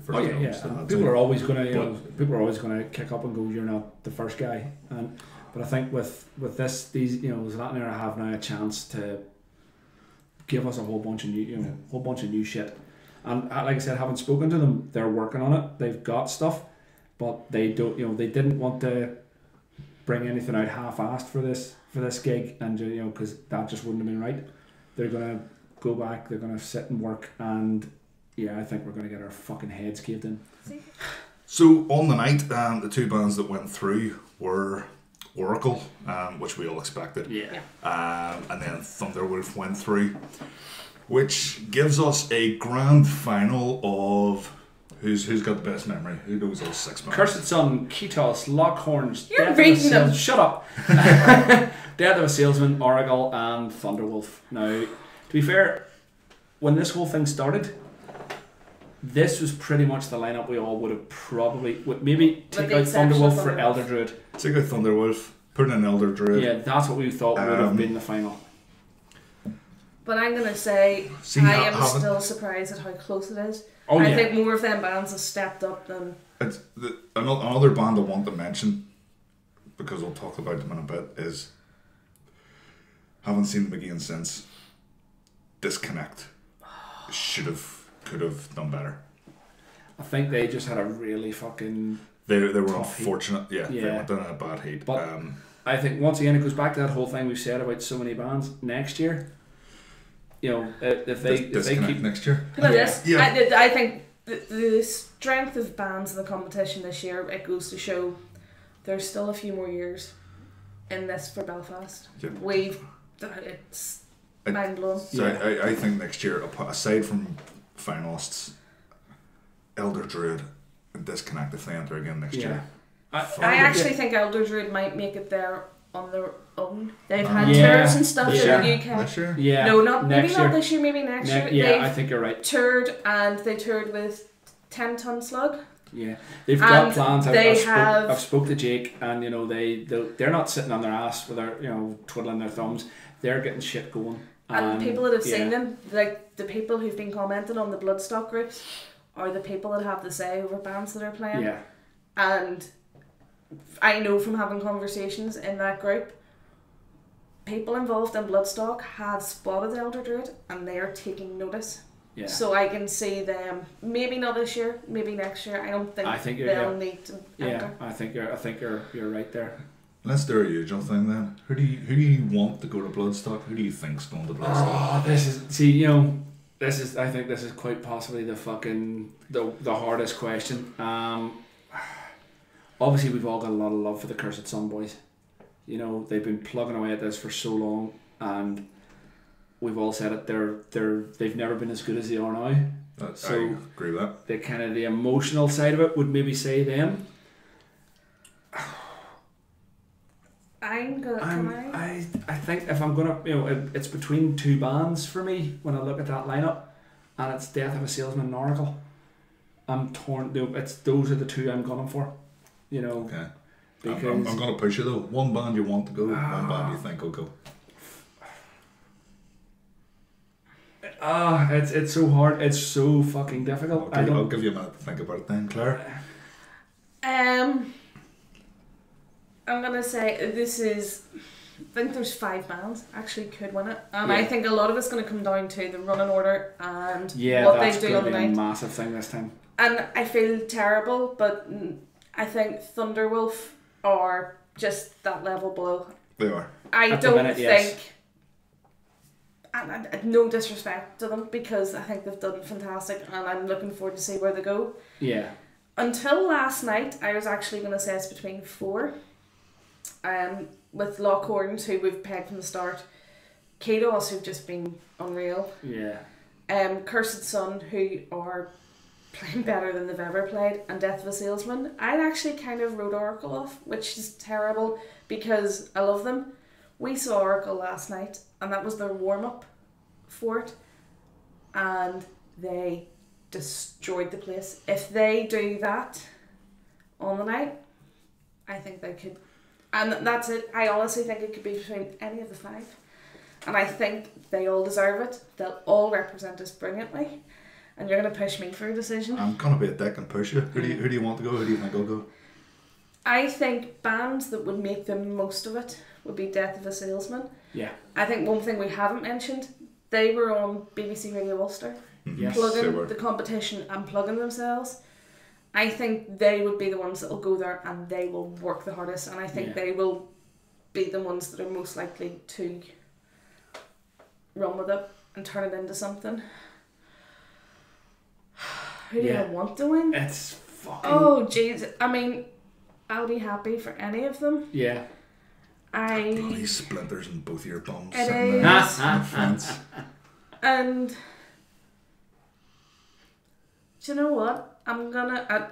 If you ask me tomorrow, it'll probably change. At the moment, I actually think I want maybe Cursed Sun to win because I think the way they have stepped up is. I mean, I'm gonna be honest. They used to be a bit shit. Cursed Sun. Oh, they were not good. And I think now I just think they're, and I think they deserve it. I think they've worked so hard, and I mean this is like purely emotional. I think them going, oh, thank KDOS and Lockhart, oh. You just didn't give an answer. I did say, I said, I think Cursed Sun, but You think Cursed Sun will win? that's, no, I don't know who's going to win. See, yeah, who I would want to win, you know, the heart basically sort of goes Cursed Sun because they've never been as good. They've been around for so long. This is their 3rd shot at it. The emotional side of you just goes, yes, I want them to win. Who I think will win, not based on the semi-final, but based on everything beforehand, if they bring their A game, it's probably going to be Lockhorns. But then on a 3rd side of it, who I would, really, just it's gotta be Death of a Salesman for the band that will actually make the most of it, based on everything they've done. Those guys should. Can you summarise the 3 of the 2 bands? I'm lost. Yeah. So emotionally, Cursed Sun. Right. Head, would say Lockhorns, but the band that should win it is Death of a Salesman. Actually, see, on the performance, if Oracle do what they did last night, I think Oracle will win. Yeah, once again, I love those guys. Yeah, That's it. I think Oracle will win. I don't think you can make us fucking pick. It's Oracle. Yeah, it's no. Just stop being a dick. Okay, you pick. Aye. Okay, the band I want to win is Death of a Salesman, right? And to be fair, we don't see everything that's going on behind the scenes. Yeah. But I get a hunch, I get a feeling that they're the band that will make the most of the opportunity. Easily. I think they're the That is hungriest for it. that is why I Yeah. that is why I Hungriest want, is the right fucking phrase. that's why I want Death of a Salesman to win. It's not who's my mates and Yeah. who I think deserves it or who I think has been about the longest or anything like that. It's purely about who will make the most of this opportunity, and based on the little bits of nuggets and of information that we've picked up, I feel that it's Death of a Salesman. Because I think it's easy to say the performance of the night's what's going to swing it, but Yes. I'm not Oh, yeah. entirely sure what it. Because we all know Well- Simon does look into the band before he comes over, Oh, of course. and so if he's, I mean, he would probably say that it doesn't influence him, but I imagine inside, like, things are gonna register. That's like telling the jury, Yeah. the jury will disregard that comment. Well, I fuck. You know, I've heard that shit. You know, you can't delete that now.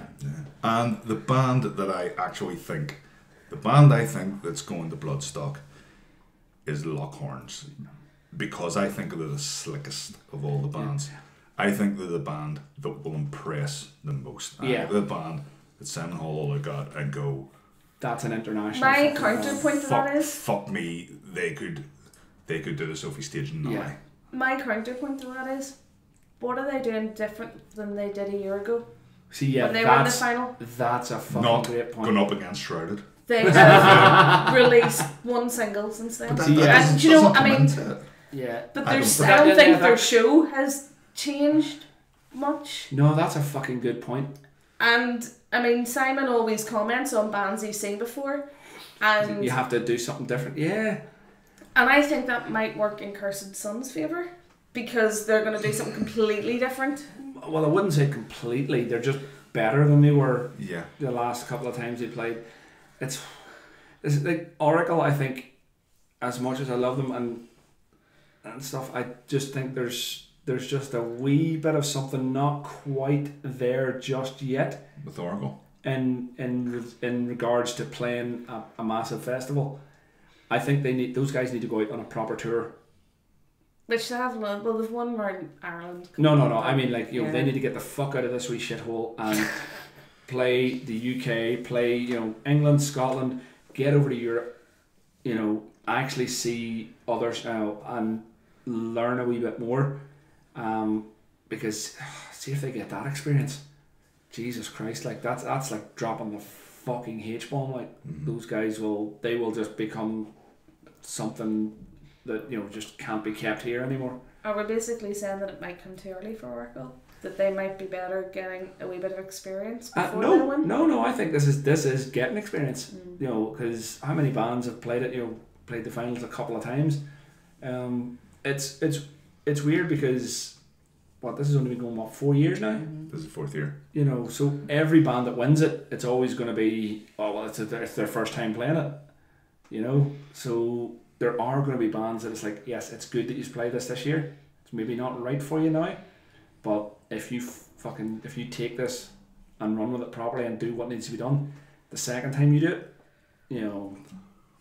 But then again, I think even with Oracle, there's a very good chance that they won't have to enter it next year, because whilst there's still that wee bit missing, I don't think it's a massive And amount. again, I think after seeing them last night, it wasn't missing last night. Yeah, I the next few months, genuinely- is going to get them on the radar of the people that, you know, they need to be on. I do think we need to move on. Yeah. So yeah, we can't decide who's going to win or whatever, but it's going to be fucking amazing. They should all go. Just all. Yeah, that's it. Take them Yeah, all. bring them Take all.